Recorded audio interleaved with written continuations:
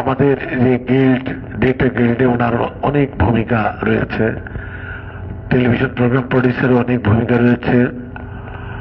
তো এমন একজন মানুষকে হারিয়ে আমরা যারা মিডিয়াতে কাজ করি আমরা খুবই অসহায়।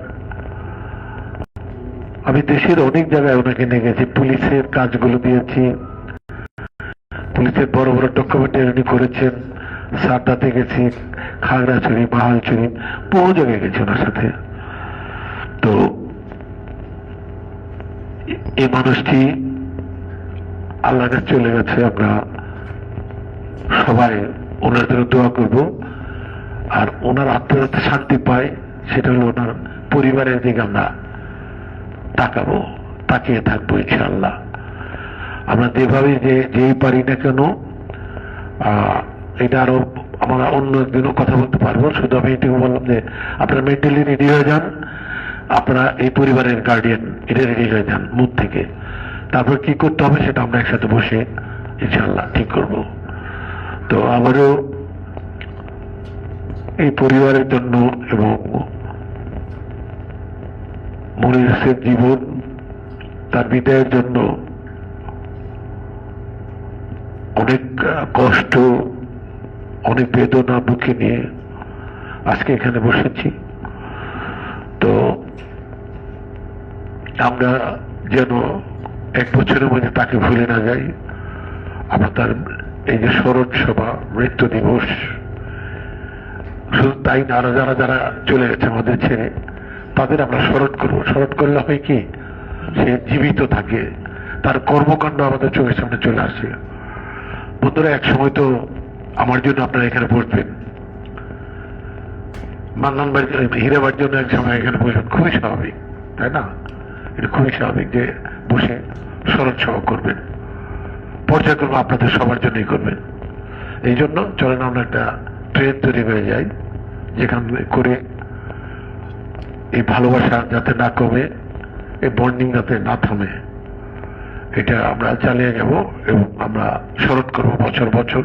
এটা সেক্রেটারি সাগর, তোমাকে বললাম যে তুমি কে কবে নাই হয়ে গেল, 5-7 জন, এটা একাত্তর করে আমরা যখন চলচ্চিত্র করি 7-8 জনের জন্য একটা মিলাদ পরে দিই, যারা ওই মাসে মারা গেছে তাদের একটা মিলাদ পরে দিই, এরকম শিল্পী সমিতি করি। তো এটা আমাদের এখানে প্রচলিত থাকুক, থাকবো না কেউ, তারপর মায়া লাগবে, কষ্ট লাগবে, কষ্টটা পেতে চাই সব সময়। স্পেশালি আজকে মনির হোসেন জীবনের জন্য, মোহন খানের জন্য এখানে আমরা এসেছিলাম। এরকম আমাদের আরো অনেক ডিরেক্টর গেছে, সবার জন্য আমাদের, আমরা অনেক আন্তরিক হবো, দোয়া করবো নামাজে। আল্লাহ ওনাদেরকে সহায় হন, ছাত্রীর মতো থাকুন আপনারা সবাই। এই বলে আমি আমার সংক্ষিপ্ত কথা শেষ করছি। ধন্যবাদ।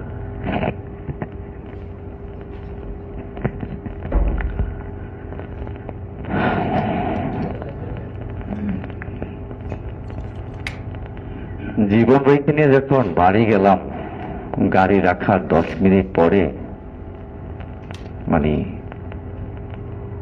রাস্তায় সমাবেশ হলে যেরকম মিছিল হয়, মানুষের মিছিল ধরে মানুষ আসতেছে, মানুষের উপর মানুষ, মানুষের উপর মানুষ, জায়গা দেওয়ার তিল পরিমাণ ঠাঁই নেই। আমি ভাবছি হয়তো মনির হোসেন জীবন আমাদের মিডিয়ার মানুষের কাছে হিসেবে তুমুল জনপ্রিয়, কিন্তু না, তার আশেপাশের 10 গ্রামের মানুষের কাছে সে ব্যাপক একজন ভালো মানুষ, জনপ্রিয়। জীবন ভাই সবচেয়ে একটা বড় গুণ ছিল সে তার সহবর্তী যেমন সবার সাথে মিশতেন, তার জুনিয়রদেরকে সে বুকে টেনে নিতেন সব সময়। তো এরকম বিষয়ের মধ্যে দিয়ে সবকিছু শাওন ভাইও জানেন ব্যাপারগুলো, যে জীবন ভাইয়ের সাথে শাওন আশরাফ ভাইয়ের, আমাদের নির্মাতা অভিনেতা শাওন আশরাফ ভাইয়ের হৃদ্যতাটা অনেক বছরের, অনেক দিনের। আমি শাওন ভাইকেও মানে জীবন ভাই সম্পর্কে আমাদের কিছু বলার জন্য অনুরোধ করছি।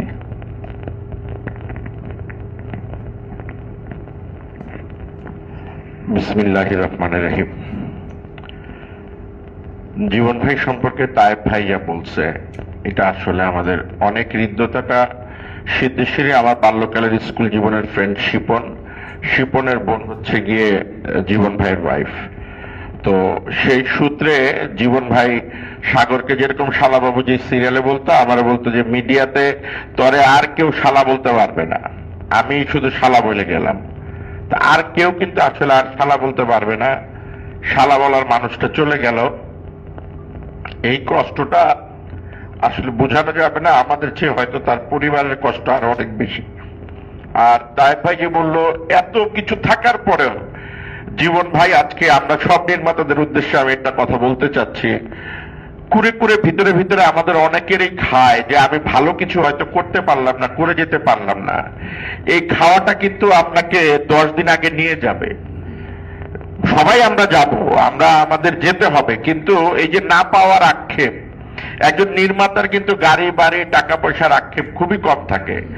আমরা যখনই বসতাম তায়েব ভাই আমাদের আলোচনায় আসতোই, এবং আমি মাঝে মাঝে বলতাম যে তুমি তায়েব ভাইয়ের দরকার একটা ছবি বানাও, অসুবিধা কি, চ্যানেল আই দিল না, অমুক দিল না, তো তুমি অসুবিধা নেই, তুমি ওখান থেকে বানাও। না, আমি একটা অন্যরকম ছবি বানাবো শাওন।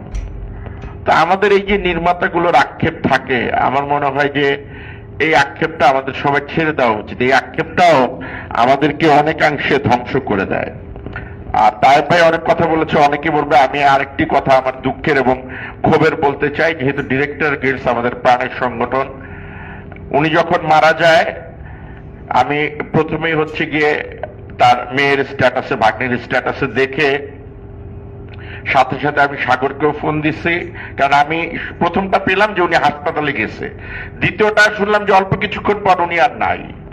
বিশ্বাস করতে পারতেছিলাম না, ফোন দিলাম কয়েকজনকে, কেউ ধরে না। পরে স্ট্যাটাস দেখে আমি মাই টিভির নজরুল কুরাইশি ভাইকে জানালাম যে ভাই স্ক্রল দেন। চ্যানেলের নাম আমি বলতে চাচ্ছি না, আরেকটি টেলিভিশন চ্যানেল, যেখান থেকে জীবন ভাইয়ের কাছ থেকে হুমায়ুন আহমেদ দিয়ে, হুমায়ুন আহমেদ ভাই সেই চ্যানেলে ঢোকার জন্য, হুমায়ুন আহমেদকে নেওয়ার জন্য জীবন ভাইকে সেই চ্যানেল কত তেল দিছে এটা আমি জানি, আমি একটু শুদ্ধ ভাষায় বলে ফেললাম। কিন্তু সেই চ্যানেলেও 2 ঘন্টা পর ওনার মৃত্যুর সংবাদটা স্ক্রলে গেল। কেন? এই টেলিভিশন মিডিয়ার জন্য কি ওনার কোনো অবদান ছিল না? তার পাশাপাশি অনেকগুলো টেলিভিশন চ্যানেলে আমরা দেখি তাদের কোনো কর্মকর্তা কর্মচারী মারা গেলে সাথে সাথে স্ক্রল যায়, তাদের অমুক মারা গেছে, তমুক মারা গেছে। আমরা ডিরেক্টররা যারা সারা বছর বিনোদন দেই, আমাদের মৃত্যুর খবর তাদের দিতে এত কার্পণ্য কেন? আমি আমার সমিতির যারা নেতা আছেন, যারা আমার অগ্রজ আগে থেকে এই সংগঠন করেন, তাদের কাছে অনুরোধ করবো, অন্তত পক্ষে তায়েব ভাই লাস্ট কথাটা যা বলছে, আমরা শ্রদ্ধাটুকু চাই, আমরা কেউ কোটি কোটি টাকা চাই না। মৃত্যুর পরেও যদি টেলিভিশন চ্যানেলগুলোতে আমাদের স্ক্রল দিতে 2-3 ঘন্টা লাগে, এই দুঃখটা রাখার আর কোনো জায়গা নেই। এবং তায়েব ভাইয়ের সাথে আরেকটি কথা আমি মিলিয়ে বলতে চাই, জীবন ভাইয়ের পরিবার না খেয়ে থাকবে, কখনো কারো কাছে কিছু চাইবে না। তাই আমি তায়েব ভাইয়ের সাথে মিলিয়ে বলতে চাই আমার বোনকে, যে এই মেয়েগুলোর যখন বিয়ে হবে, বিয়ের একটি জানেন যে আনুষঙ্গিক একটা ব্যাপার থাকে, তায়েব ভাইয়ের মাধ্যমে আমরা ইনশাআল্লাহ আমাদের পক্ষ থেকে যা করণীয় আমরা সর্বাত্মক করার চেষ্টা করব। আমিও তায়েব ভাইয়ের সাথে এটা একাত্মতা ঘোষণা করলাম। ধন্যবাদ সবাইকে।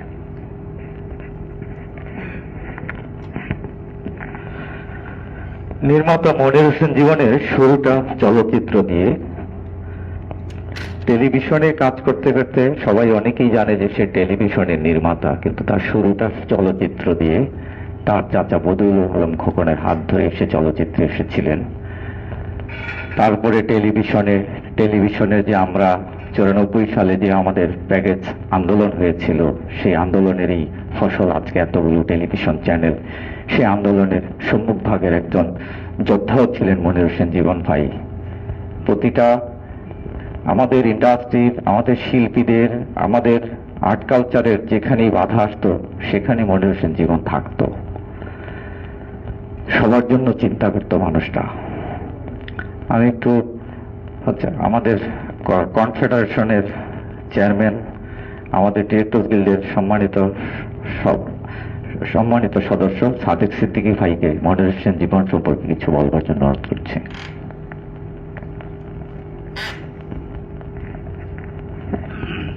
সম্মানিত সভাপতি, উপস্থিত ডিরেক্টরস গিল্ডসের সদস্যবৃন্দ, প্রযোজক সমিতি এবং চলচ্চিত্র নাটকের সাথে সংশ্লিষ্ট অনেকেই, যাদের সবাইকে আন্তরিক অভিনন্দন জানাচ্ছি। আসলে এই রুমটার মধ্যে আসলে পরপর বেশ কয়েকটা স্মরণ সভায় আমরা মিলিত হয়েছি, তাই ঠিকই বলছিল তো এটা হয়তো প্রাকৃতিক নিয়মই হবে, মৃত্যুর স্বাদ সবাইকে নিতে হবে, আমার আপনার সবাইকে। তবে কিছু কিছু মৃত্যু থাকে যে মৃত্যুগুলোকে অনেক পীড়াদায়ক হয়, দুঃখজনক হয়, অনেক সময় সহ্য করা খুব কঠিন হয়ে যায়। মনির হোসেন জীবনের সাথে আমার পরিচয় বহু পূর্ব থেকে, বহু পূর্বে। এবং সবচেয়ে মজার কথা হলো যে আমিও কিন্তু প্রথম সিনেমা দিয়ে আসি, মনির হোসেন জীবনের প্রথম সিনেমা দিয়ে আসি। তো পরবর্তী পর্যায়ে উনি যত আর্টিস্ট, আবার তার অ্যাসিস্ট্যান্ট গুলো সব আবার আমার কাছেই পাঠাইতো, এবং আমারও অ্যাসিস্ট্যান্ট ছিল, ওরা অনেকেই আছে এখানে। তো যাই হোক, তার মৃত্যুকে মেনে নিতেই হবে, তার আত্মার শান্তি কামনা করি। এবং আজকে এই আয়োজনে আরো অনেকের উপস্থিত হওয়া বোধহয় উচিত ছিল। এখানে আমাকে অনেকেই ফোন দিছে যে ডিরেক্টর গিয়েছে মিটিং এ যাইন। আমি তো যাইতেছি, আমি মনির হোসেন জীবনের স্মরণ সভায়, এখানে আপনাদের যত কিছুই থাকুক না কেন, এখানে সবকিছু উঠতে হবে মনির হোসেন জীবন এবং তার মৃত্যু এবং তার স্মরণ। এবং আমি মনে করি যে আমাদের মধ্যে এই নাটকই বলেন, চলচ্চিত্রই বলেন, আগে জানতাম যে রাজনীতি আমি করি, তো রাজনীতিবিদদের মধ্যে খালি ভাগাভাগি থাকতো এবং অনেক ধরনের ব্যাপার ঘটতো। কিন্তু এখন এটা চলচ্চিত্রেও যে একই অবস্থা হয়েছে, নাটকের ক্ষেত্রেও ছিল না, সেটাও এখন হতে শুরু হয়েছে। এইগুলোর থেকে নিষ্কৃতি পাওয়া দরকার, একটা সৃজনশীল মিডিয়া। এবং তখনই মনির হোসেন জীবনদের মতো যারা আত্মত্যাগ করেছেন তাদের আত্মার প্রতি সঠিকভাবে সম্মান দেখানো হবে, যদি আমরা সবাই এই জিনিসগুলো মেনে চলি।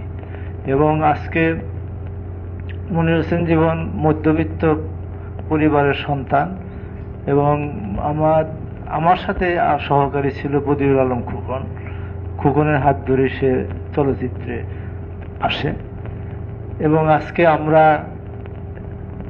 আমিও চলচ্চিত্রে প্রথম চাষী নজরুল ইসলাম সাহেবের সাথে কাজ করি এবং আজিজুর রহমান সাহেবের সাথে।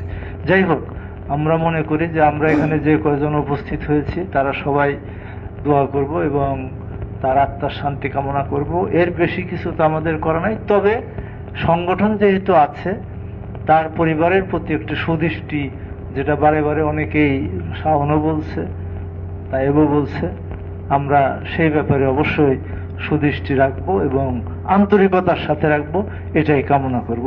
সবাইকে ধন্যবাদ।